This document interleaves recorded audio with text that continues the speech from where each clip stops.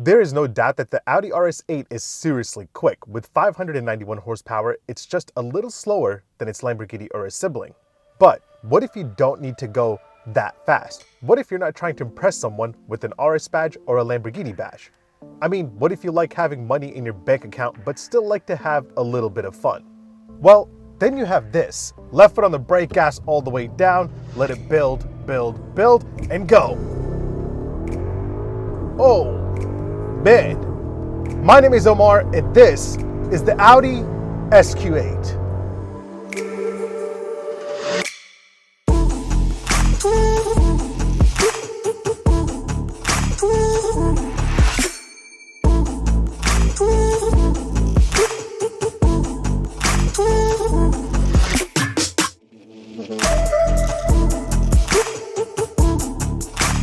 Alright, so if you have that Lamborghini kind of money, just go buy the Urus and enjoy showing off that bull. I'm very proud of you. For everyone else that can't afford an Urus, what's up? I'm just like you, a common man with big dreams that probably needs to work harder. And if I'm being completely honest, I don't even have that RSQ8 kind of money, which will set you back over $122,000. Now, do I have that SQ8 kind of money? Yeah, but I'd be pushing it. I'd have to take away from my child's college fund, drink less coffee, not really hang out with anyone, basically cut out all of the enjoyment in my life. But that's totally okay, because all of that enjoyment and my child's future will be substituted by the happiness that the SQ8 will bring me. The SQ8 is the middle child of the Q8 lineup. It sits between the 335 horsepower Q8 and the 591 horsepower RSQ8. It makes 91 fewer horses than the RSQ8, but it isn't slow by any means. Pop it into dynamic mode and hit the gas, and it gives you some very, very strong acceleration. The power just comes on instantly, and it has an exhaust sound that will surprise you and probably others around you. That said, should you consider buying an SQ8? Do you really need to drop over 122 grand on an RSQ8 to enjoy the performance side of this coupe sloping roofline SUV? Let's find out. Let me give you a quick tour of this thing. We'll check out this very stylish exterior and that German quality built interior. And then we'll get back out on the road and I'll tell you whether or not if the SQ8 is worth considering. Hit that like button, and if you enjoy cars, hit that subscribe button. I promise you, you won't be disappointed. Take a chance. That's what life is about. All right, let's go do this. So as cars get more and more expensive, we've started seeing price increases straight from the manufacturers. So while the SQ8, when it first came out, started at $89,000, that price jumped up to $90,000 in 2022, and now sits at $94,500 for 2023. Nonetheless, that's still $28,300 less than the most powerful RSQ8, so that's a good thing. As tested here, this is an SQ8 Prestige. You're looking at a total price tag of $115,490, and I'll make sure to point out all of the standard and optional features as I go along. So yeah, under the hood you have a beautiful twin-turbo V8, but in the back you have an exhaust system that sounds great, at least when you're driving it, because it has a soft limiter. Why must you pay so much for a car like this and have a soft limiter? I don't understand that.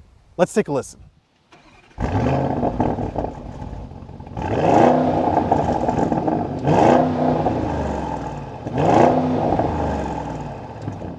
Now when it comes to looks, two of my favorite Audi models are the RS7 and the R8. This is the third.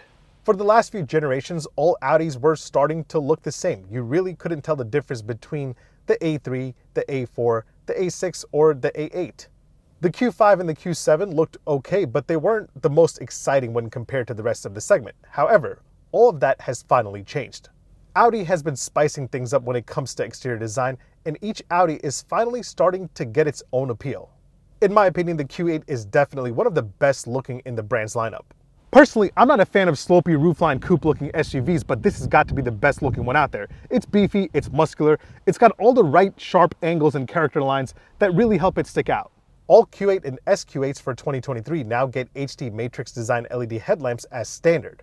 And that means they also get the cool unlock and lock animations as standard, so that's pretty dope. And those animations aren't only for the headlamps, the taillights also do their own animation. You've got a giant grille right up front, and the SQ8 gets a more muscular single frame grille, and you can get it all blacked out as a part of the carbon optic package for $4,200 or the black optic package for $2,200. Wheel game wise, the Q8 lineup ranges from 21 to 22 inches. The 22s will be optional and more expensive. Also, you can get the brake calipers painted red for an extra $500. My test model is colored in glacier white metallic, and this is probably not the color I would recommend getting. I feel like this stylish SUV deserves some more vibrant colors like the Dragon orange metallic or even the Navara blue metallic. All of these will cost you an extra $595. All right, let's get inside and check out the interior of the SQ8 because it's absolutely gorgeous and it's very similar to the high end of Audi's lineup. Tech-wise, you get Audi's dual touchscreen setup. The top section houses the MMI infotainment system. It has all the usual suspects that you would expect, including wireless Apple CarPlay and wireless Android Auto. You also have navigation, which looks really nice on the screen.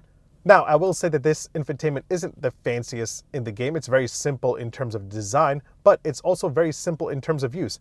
Everything is smooth and quick. There aren't any glitches or lags. It just works. The bottom screen is mainly focused around your climate control settings, and it's pretty straightforward. You also have your heated and cooled seat controls right down here. However, when you're using the navigation to enter a destination, this screen turns into a touchpad where you can write out your destination, and you can spell it all out at once, not type it in or write it in letter by letter. Do I prefer physical climate controls? Yes, I do like the Audi A3 RS3 layout much better with one screen and real buttons for the climate control, but that's just me. Now moving on with the tech, you also have Audi's virtual cockpit display, and as always, it's very informative and the screen is very, very sharp. One thing I must say, of all the vehicles that I've tested recently, Audis have the least amount of glare problems on their screens. You can see it clearly any time of the day. That said, I love this beautiful full screen map view, which always looks great on Audis. Now, driver assist tech-wise, you have all the Audi pre-sense safety tech that you would expect. You've got adaptive cruise control, you've got lane keep assist, you also have park assist where this will park itself. Going for the prestige trim will also give you a heads-up display. My test model also has a really strong camera game with all the usual camera angles and then some. You have a ton of camera angles where you can see how you parked your Q8. And you also have the 3D surround view camera where you can just sit there and circle around your Audi all day long. By the way, my test model also has a night vision assistant. It will cost you an extra $2,500. And if you live in a high deer population area like I do, get it. It's definitely worth it. That said, the other most expensive option on my test model is a $5,000 23 speaker Bang & Olufsen 3D advanced sound system. And of course, it sounds great. All right, so overall, this is an outstanding place to be. Everything has top-notch quality, especially since this is the SQ8 starting at around $94,000. You've got Napa leather or leatherette everywhere you look. The SQ8 gets upgraded sportier seats that look really nice and they are heated as standard. Now, if you add on the luxury package for an extra $4,350, that will give you massaging seats. And these massaging seats are pretty nice. They're okay. They won't cure any back pains, but it's cool that you have them. The luxury package also gives you a bunch of other add-ons like additional leather on the door panels, and it also gives you memory seats for the passenger side, which is pretty convenient if you drive around a lot of your family members. My test model also has 4-zone climate control, so each passenger in this SQ8 can enjoy their own climate zone. This one here also has heated rear seats. I don't believe you can get ventilated seats in the second row. But yeah, I've also got some peasant blockers so I can stop all the hate from coming into this beautiful cabin. And you also have a giant panoramic sunroof, which is standard. Hop in this second row of the SQ8 and you're working with a total of 40.2 inches of legroom back here. I'm about 6 foot tall. That's my seating position. This is actually further back than I usually sit. And as you can see, I have a good amount of room. It's actually surprisingly really comfortable back here. It's very spacious, a good enough amount of room for 2 people. 3 might be a bit tight, but 2 people can sit back here very comfortably. Let's check out the cargo capacity of the SQ8. You can pop open the trunk by using a button located right here underneath the Audi logo. And once you get it open, you're working with a total of 30.5 cubic feet behind the second row. And with the second row down, you have 60.7, so that is pretty spacious. The only thing that bothers me is that you can't fold the second row down right from back here. You have to walk around to the side of the second row, pull a latch here, and fold it down from here. Why? In a $94,500 car, that should be automatic. Let me know if you disagree with me. All right, the sun is going down, so let's get to it. Now, before I give you my opinion on how the SQ8 drives and whether or not if you should buy one, let me point out a few important daily ownership highlights that I'll have to show all of you. You have 4 cup holders, 2 in the front right there, and then you have 2 in the back in the center armrest right there. Here are the keys to the SQ8. You don't have remote start. You do have an S logo on the back, so that's nice, but that's really about it. door close sound from the outside. By the way, you do have soft closed doors on the SQ8. And the inside, that is Audi solid. Charging game-wise, in the front you have two USB-C ports and a wireless charger right there. Those sitting in the back have two USB-C ports. And of course, let's do an indicator and horn sound test. Indicator first. Now for the horn sound. That's solid. I like it. All right, so one thing that I didn't mention during my tour of this is that the SQ8 Prestige comes with dual pane side windows, so it's prestigiously quiet in here. And while we're enjoying this peace and quiet, let's talk about how the SQ8 is as a daily driver. The ride quality on this thing is actually very, very smooth. Keep it in the comfort drive mode and you can just cruise around town and enjoy this beautiful interior. And personally for me, I like that. I have a thing for cars with a lot of power and a smooth ride quality. There's almost something Grand Tour about this. Yes, you can tap into that twin turbo V8 if you want to go fast, but you can also just drive this like a normal human being. If you go for the RSQ8, you're going to have a little bit of a stiffer ride compared to this. And if that's not your thing, the SQ8 is definitely a better choice. The regular Q8 makes 335 horsepower and goes from 0 to 60 in 5.6 seconds, which is more than a full second slower than this SQ8.